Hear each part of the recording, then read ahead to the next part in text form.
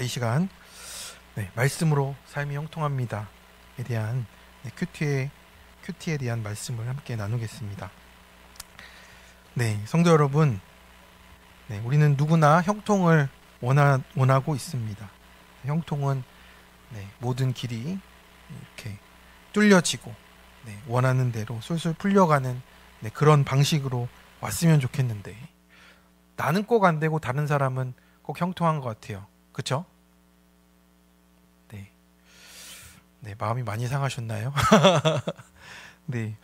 우리가 문이 열리고 길이 평탄해지는 것을 원하는데, 막혀있고 돌아가야 하고 기다려야 되는 자리에서 하나님의 형통이 역사한다라고 하시는 거예요. 요즘 삶의 어떤 영역에서 묻고 있는 자리가 있을 수 있습니다. 저는 지금 잘 가고 있습니까? 이 길이 맞습니까? 하는 궁금증이죠. 오늘 본문은 계속해서 지난주에 이어서 여호수아에게, 그 한 사람에게 주어지는 말씀입니다. 그런데 그 한 사람이 너무 중요하잖아요. 우리 각자에도 마찬가지입니다. 우리도 하나님이 우리의 믿음의 땅을 개척해 가시는 그 한 사람으로 우리를 세워 가시는 겁니다. 이제 40년의 광야를 지나서 이제는 새로운 땅을 향해 나아가야 하는 그 결정적인 순간에 모세가 없어지고 여호수아 혼자 서 있게 된 겁니다. 인간적으로 보면 너무 부족하잖아요. 홍해를 가른 적이 있는 것도 아니고 10가지 재앙을 이렇게 주어준 사람도 아니고요. 여호수아는 그냥 모세만 따라다녔던 그 시종인 사람이었던 것이죠. 그래서 두려움도 많을 수밖에 없고 책임도 크고 무엇보다 앞날을 전혀 알 수가 없는 것이죠. 그런데 하나님은 그에게 오셔서 이제 어떻게 싸워라, 전략을 어떻게 할 거다 말씀하지 않고요. 하나님은 그에게 계속해서 한 가지를 강조하시는 것입니다. 그리고 그 한 가지가 여호수아의 인생을 붙잡고 또 이스라엘 공동체를 이끌어가는 이 복의 통로로 삼아 주셨습니다. 어떤 것이 말씀으로 형통한 인생인지, 그게 어떻게 우리 삶 가운데 나타나는지를 함께 살펴보려고 합니다.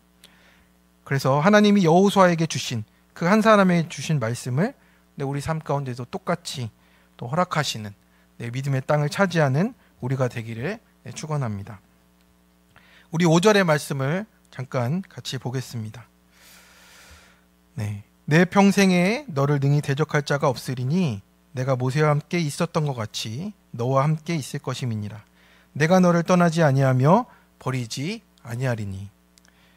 너무 기대가 되는 약속의 말씀입니다. 우리 본문 5절에서 이제 하나님이 여호수아에게 아주 결정적인 약속을 주시잖아요. 떠나지 아니하며 버리지 아니하실 분이 과연 우리 사람 중에 있습니까? 우리가 결혼할 때도 그 내 옆에 있는 그 사람이 팥뿌리가 될 때까지 같이 살 것이다 라고 하는 아주 부담스러운 약속을 우리가 서로 했잖아요. 그죠? 왜 서로 쳐다보지 않으십니까? 그 부담스러운 약속을 하고 있는데 참 떠나지 아니하며 버리지 아니하는데 버리고 싶기도 하고 떠나고 싶기도 한 우리인 것 같습니다. 그런데 우리 안에 그 부담이 아니라 정말 우리를 붙잡아 주실 수 있는 분은 하나님, 우리 예수님밖에 없다라는 겁니다. 그런데 우리가 이것을 알려면요, 내 믿음의 과정을 겪어가는 수밖에 없어요. 하나님은 내 곁에 의지할 만한 사람을 아무도 두지 않으실 때가 있습니다. 그것을 통해서 우리가 질문하기를 원하세요. 왜 이렇게 하셨냐고, 왜 모세를 떠나보낼 수밖에 없었냐고 라고 우리는 물어봐야 되는 겁니다. 그것도 가장 중요한 가나안 입성 직전에 그랬잖아요. 그래서 그것은 우리가 오직 하나님만이 떠나지 않는 분임을 배우게 하시려는 겁니다. 하나님만이 나를 영원히 떠나지 않으시는 하나님임을 알게 하시기 위해서예요. 그래서 하나님은 모세를 보내고 홀로 서 있는 여호수아에게, 또 홀로 남아있는 나에게 너의 평생에 능히 당할 자가 없으리니 라고 말씀을 하시는 겁니다. 그래서 어떤 경우에도 떠나지 아니하며 버리지 아니하리라 확인을 해주시는 거예요. 네, 만남이 있으면 반드시 떠남이 있는 이 세상에서 하나님의 이 영원한 약속만이 우리에게 너무나 확실한 보증이 되심을 믿습니다. 그래서 우리가 의지할 분은 하나님이시라고, 하나님만이 떠나지 않으신다고 지금 우리를 붙들어주고 계신다는 겁니다. 네, 적용 질문입니다. 이 땅의 삶에서 나를 절대 떠나지 않을 사람이 있다고 생각하십니까? 지금 내 삶에서 하나님 말고는 아무도 없다 느껴지는 자리는 어디입니까? 그렇습니다. 그래서 우리가 이 큐티를 하면서 물어보는 질문은 그것입니다. 그래서 하나님 왜 모세를 떠나보내셨습니까? 나를 왜 여기 홀로 주셨습니까? 지금 나를 믿음의 홀로 서기 가운데 세우신다라고 하시는 겁니다. 자, 이번엔 6절입니다. 6절의 말씀을 같이 한번 읽어보겠습니다. 시작. 강하고 담대하라. 너는 내가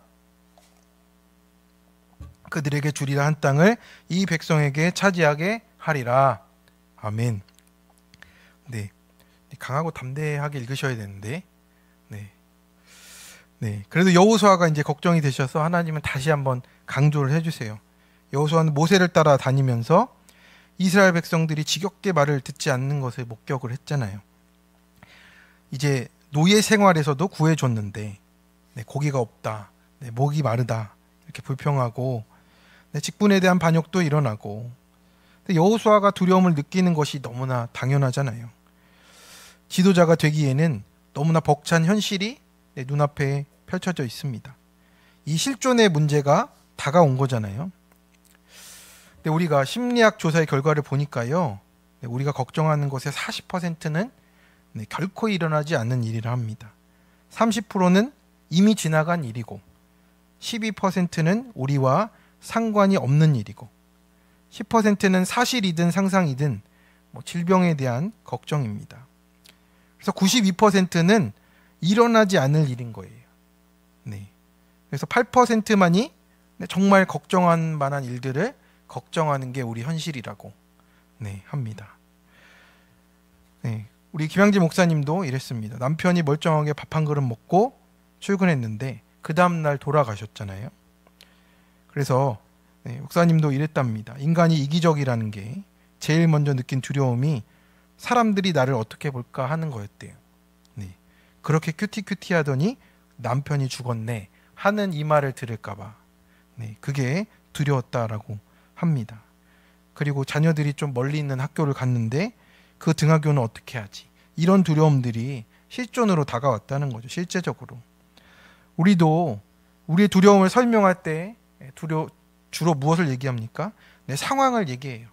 내 상황이 이런데, 내 경제적으로 이런데, 내 건강의 문제가 이런데, 또 사람과의 관계 속에서 이런데, 우리 내 자녀가 지금 이런 상황인데, 우리의 두려움의 뿌리는 이제 무엇인지를 우리가 봐야 된다라는 거죠. 우리가 묵상을 하면서 어디까지 들어가야 되느냐면, 내가 지금 무엇을 두려워하고 있는가, 지금 나의 마음은 어디를 향하고 있는가를 깊이 살펴봐야 된다는 거죠. 그래서 우리 내가 어떻게 보일까, 내가 손해보지 않을까, 내가 감당할 수 있을까, 이것은 다 무엇이 중심이 된 겁니까? 자기가 중심이 된, 나 중심이 두려움을 키우는 거예요. 자기중심적인 생각부터 두려움이 시작되는 겁니다. 그래서 하나님은 그것을 알고 계세요. 그러니까 이 여호수아를 만나셔서 하셨던 말이, 처음 하는 말이 무엇입니까? 강하고 담대하라라고 말씀하시는 거예요. 왜냐하면 담대함은 상황에 달린 게 아니고 내가 누구와 함께하는 거잖아요. 그리고 말씀을 신뢰하는 마음에서 온다라고 하는 겁니다. 우리의 생각을 붙잡아주는 말씀이에요. 그래서 우리가 스스로 마음을 다잡아라 이렇게 하시는 게 아니고, 영원하신 하나님의 말씀을 기준으로 삼고 자기 중심에서 벗어나서 내 삶을 객관적으로 보고 또 말씀을 중심으로 내가 붙잡고 갈 때 우리의 삶이 든든히 세워져 갈 수 있다라고 말씀을 하시는 겁니다. 적용 질문입니다. 나는 요즘 무엇이 두렵습니까? 그 두려움의 중심에는 혹시 내가 있지 않습니까? 정말 두려워할 것을 두려워하고 있습니까? 네. 그래서 이 큐티의 이 핵심은 무엇입니까? 내가 정말 무엇을 두려워하는지 내 마음 깊은 곳까지 들어가 보는 거예요. 큐티를 통해서 이 스토리가 이렇게 지나갔구나가 아니고 내가 이 사람이 돼서 나는 어떤 두려움이 있을까를 묵상해 보는 게 큐티의 깊은 묵상이라고 하는 겁니다. 그래서 내가 그 사람이 되어 봐야 되는 거예요. 내가 이 상황에서 어떻게 되는가, 나는 무엇을 두려워하고 있는가, 나에게 대입해서 이렇게 적용하시면 내 모습이 보이기 시작합니다. 네, 7절의 말씀입니다. 네, 우리 7절의 말씀 같이 한번 읽어보겠습니다. 시작. 오직 강하고 극히 담대하여 나의 종 모세가 내게 명령한 그 율법을 다 지켜 행하고 우로나 좌로나 치우치지 말라. 그리하면 어디로 가든지 형통하리니. 아멘. 네, 성도 여러분, 나는 마음을 강하게 가져야 돼. 네, 강하게 이러면 강하게 될까요? 네, 자존감 학교, 뭐 심리학 수업, 뭐 이런 것을 다 듣고 그것에 다 따라다니면 가능할까요? 하나님께서는 우리에게 마음을 강하게 하고 극히 담대히 하게 하는 비결을 말씀해 주시는 거예요. 내게 명한 율법을 다 지켜 행하고 우로나 좌로나 치우치지 말라고 하셨어요. 그래서 이 말씀을 읽으면서 그리하면 어디로 가든지 형통하리니는 너무 우리가 좋아하는 말씀인데, 우로나 좌로나 치우치지 말라는 우리가 조금 아리송한 거예요. 이거는 뭐 어떻게 해야 되는 건가? 그냥 형통했으면 좋겠는데 우리는 언제 이렇게 우로나 좌로나 치우치게 됩니까? 결정할 때예요. 결정할 때.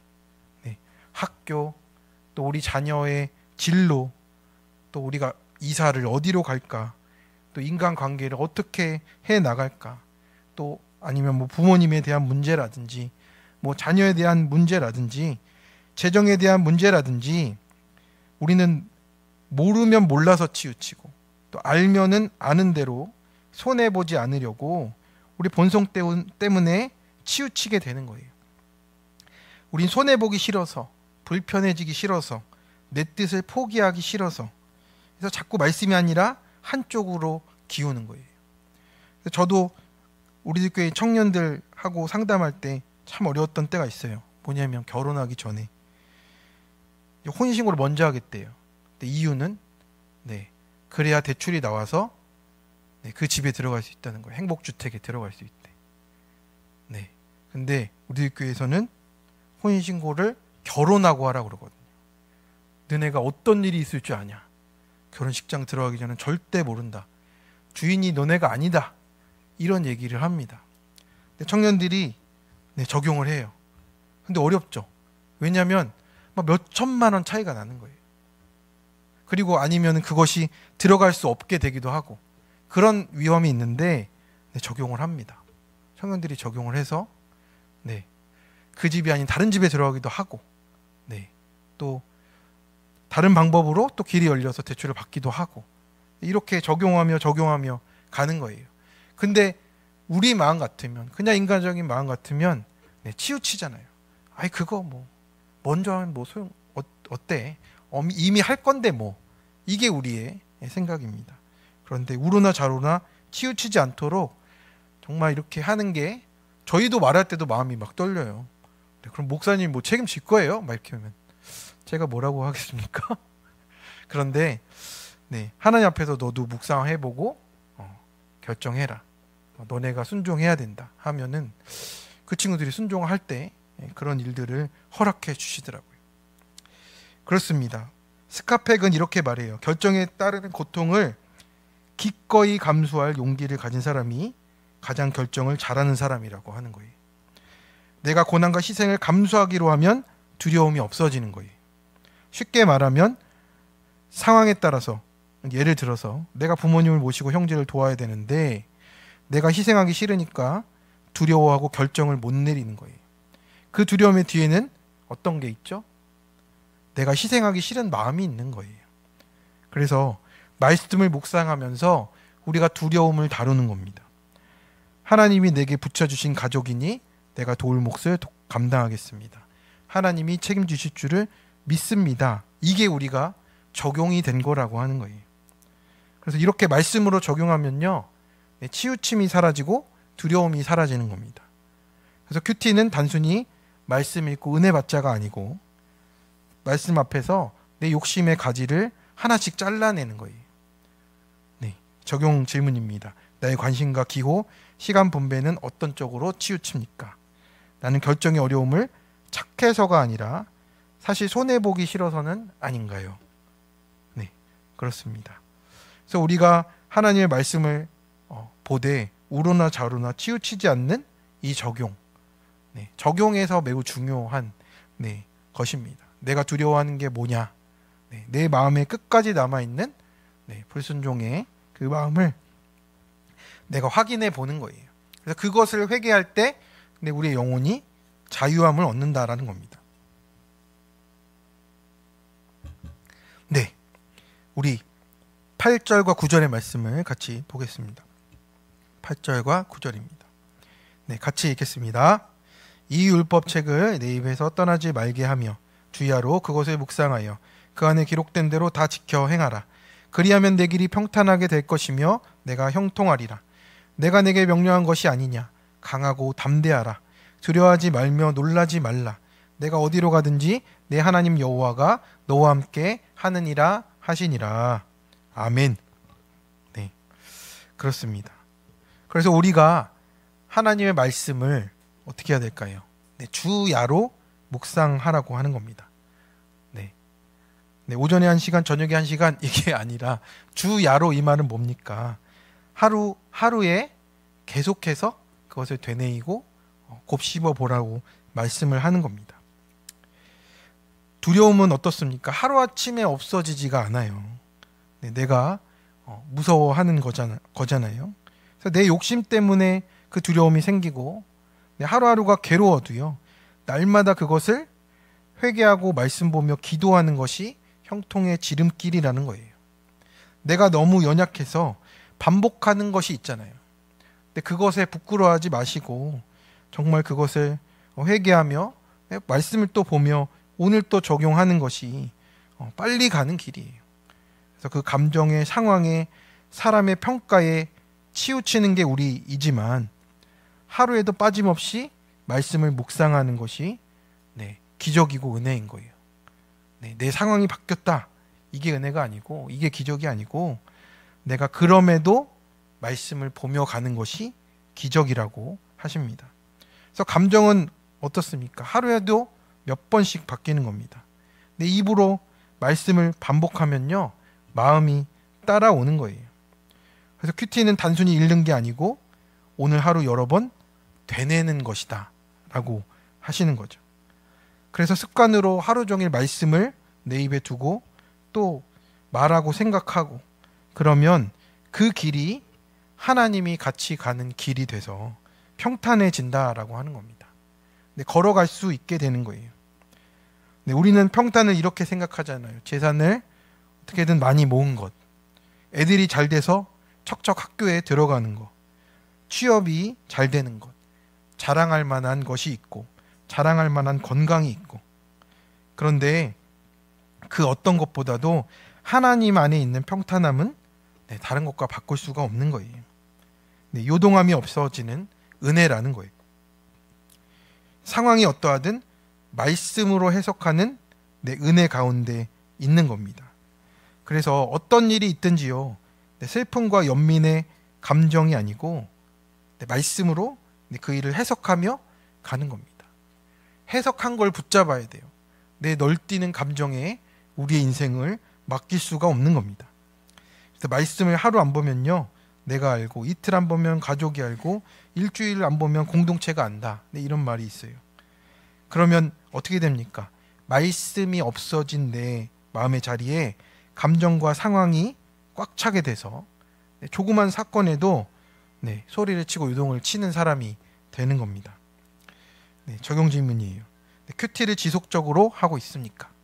주야로 묵상을 하십니까? 한번 훑어보고 계십니까? 상황이 요동을 해도 주야로 말씀을 묵상하는 평탄함이 있습니까? 그래서 우리는 감정에 치우치고 상황에 치우치기 너무 쉬운 사람이에요. 가진 것이 많으면 무거워서 기우뚱하고, 없으면 불안해서 비틀거리는 거예요. 기쁘면 기쁨에 휩쓸리고 슬프면 슬픔에 빠집니다. 그러나 말씀이 우리가 기울어지지 않도록 매일 중심을 잡아주는 겁니다. 이제 한 청년이 회사에서 중요한 프로젝트를 맡았습니다. 프로젝트가 98%나 진행됐던 어느 날에 갑자기 다른 부서로 발령을 받은 거예요. 거의 완성한 이 일을 동료에게 인계하고 왜 나한테 이런 날벼락이 왔을까 이렇게 생각을 한 겁니다. 아니, 중요한 프로젝트인데 어떻게 이럴 수가 있는가. 더 기가 막힌 일은 그 동료가 이 프로젝트 때문에 회장 표창을 받았다는 거예요. 이런 어처구니 없는 일을 당한 거죠. 보통이라면 분노하거나 다 뒤집었을 겁니다. 하지만 이 청년이 날마다 큐티하며 말씀을 묵상하는 그 내공이 있었어요. 그 실력이 있었어요. 그래서 이 청년이 생각했던 것은 남이 보든지 보지 않든지 성실해야 된다고 믿고 흔들림 없이 주어진 일에 계속 충실하게 나갔다라고 합니다. 그러자 그 모습을 지켜보던 상사가 더 중요한 프로젝트에 그를 추천해서 다시 그 다른 일들을 감당할 수 있도록 또 높여주었다고 하는 일이 있었습니다. 또 이렇습니다. 우리는 내일이 잘 되면요 또 치우치기 쉬워요. 바쁜데 어떻게 교회 갑니까? 라고 말할 때가 있습니다. 또 안 될 때는 안 되는데 어떻게 교회 갑니까? 라고 말하는 게 우리 인지상정이잖아요. 근데 한 성도 부부가 함께하는 사업이 너무 잘 되어서 예배에 빠지는 날이 많아졌대요. 그렇게 바쁘게 지냈는데 그러던 중에 아내의 건강이 나빠진 겁니다. 그래서 세상 성공의 마음을 빼앗긴 그분들의 모습을 알던 소그룹 지체들이 이제 그 남편분에게 아내 건강 회복을 위해서 폐업을 권면했대요. 어떻게 하시겠습니까? 이게 내 문제라고 한번 생각해 보세요. 쉽지 않은 결정이었는데 그 남편이 순종해서 사업을 정리했습니다. 지체들과 함께 폐업 예배를 드렸어요. 힘들었지만 이 과정을 통해서 부부가 믿음 안에서 더욱 하나가 됐고, 게다가 새로운 일자리가 허락돼서 경제적인 사정도 하나님이 붙들어 주셨어요. 세상의 성공 대신 가정을 위해서 죽는 적용을 하니까 하나님의 살리심을 경험하게 되었다라고 하는 겁니다. 그렇습니다. 우리도 이런 일을 겪는 거잖아요. 이게 하나님 앞에서 치우친 것인지 아닌 것인지 내가 할 수 있는 게 아니고 말씀을 가지고 보는 겁니다. 질서를 가지고 생각하는 거예요. 우리 가정을 어떻게 하면 살릴 수 있는 것인가, 또 어떻게 하면 말씀에 순종하며 나아가는 것인가, 또 여전한 삶의 방식으로 살아내는 그 생활의 예배가 우리를 또 하나님의 그 가까이로 이끌어 준다라고 하는 겁니다. 그래서 우리가 생활의 예배를 잘 드리는 것은 무엇입니까? 내 인생이 다 무너지고 깨지는 사건이 왔다면, 내가 죽음 같은 사건을 겪었다면 그분들에게 드리고 싶은 처방은 무엇입니까? 여전한 방식으로 큐티하고 생활의 예배를 잘 드리는 것밖에 없다라는 거예요. 생활의 예배는 뭐냐면 잘 시간에 자고 깰 시간에 깨는 거예요. 새끼 잘 먹고 오늘 할 일을 오늘 잘하는 겁니다. 오늘 다들 그렇게 사셨습니까? 아니에요? 새끼 잘 먹고 오늘 할 일 잘 감당하시고 그렇게 잘 때 자고 깰 시간에 깨면 하나님의 그 부르심대로 또 살아가고 있는 거예요. 그래서 이 일을 열심히 하면 그곳이 바로 하나님의 성전 안에서 사는 것과 다를 바가 없다라고 하는 겁니다. 그래서 아침에 일어나면 큐티하고 때마다 기도하고 말씀 기억 안 나면 또 큐티책 보고 만나면 전도하고 그냥 그렇게 살아가는 그 삶이 하나님 안에 있는 삶이라고, 치우치지 않는 삶이라고 말씀을 해주십니다. 그래서 최고로 믿음 좋은 사람은 하루 24시간을 잘 사는 사람이에요. 최고의 십자가도 그런 생활 예배를 잘 드리는 사람이고요. 내 가족에 문제가 생겼습니까? 자식이 집을 나갔습니까? 사랑하는 가족을 잃기도 하고, 병 때문에 매여 있기도 하고, 그렇지만 그 중에서 내가 할 일은 하나님과 함께 걷는 그 삶입니다. 그러면 내려가는 길도 올라가는 길도 말씀의 힘으로 걸을 수 있는 형통을 누리게 하십니다. 그래서 오늘 말씀처럼 우리가 말씀으로 삶이 형통해지도록 또 하나님께 나아가시는 우리 모든 부르신 교회 성도님들 되시기에 간절히 축원합니다. 아멘. 우리 이 시간 함께 잠깐 기도하며 나아가겠습니다.